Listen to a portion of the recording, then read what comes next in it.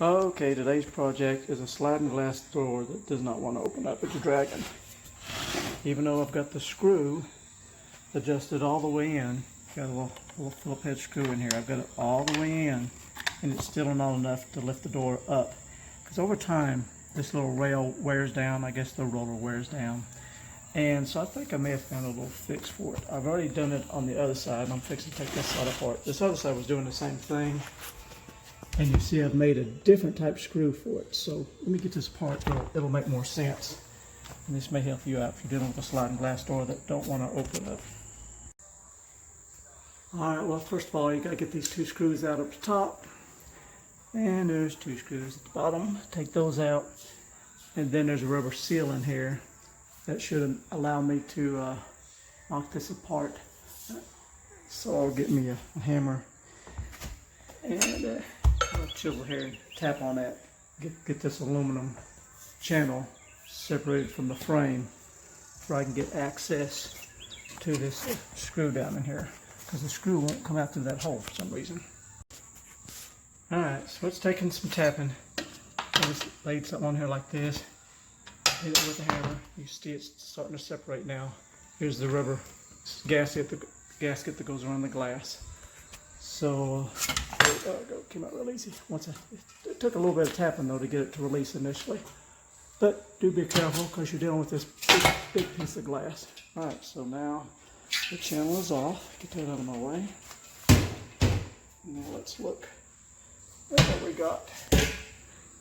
We got this screw here, which the head is so large it won't come out that little hole.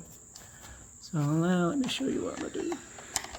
I noticed on the other side, the threads on these things are kind of short. Okay,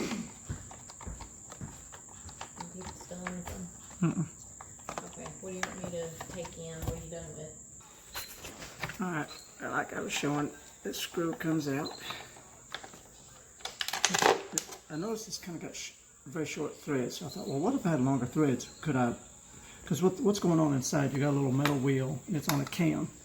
So as that bolt pushes it, it's got a pivot back here. So it pivots down, raises this up.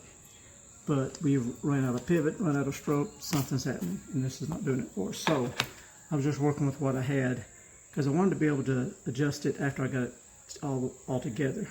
So I just took a bolt, regular 1/4 inch 20 thread bolt, cut the head of it off, and then took a hacksaw and sliced me a mole notch in it so I could use a screwdriver.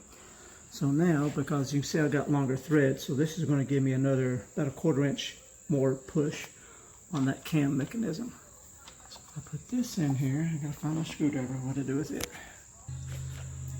Oh, while I got this apart, I got this is like a fogging oil, kind of heavy. It's more something thick, better than just WD-40. So I'm gonna spray this in here good. So I know that roller gets lubricated really well. Because it probably ain't been lubricated in, this thing's 40 years old. And now we'll see if we can't get this thing to lift up and start rolling again. Okay, so now watch carefully. Watch right down here at the bottom. I got this longer screw in here. So if I turn that in, and you see now it's lifting up. Now that should make a difference. Okay, so now I've got to adjust it.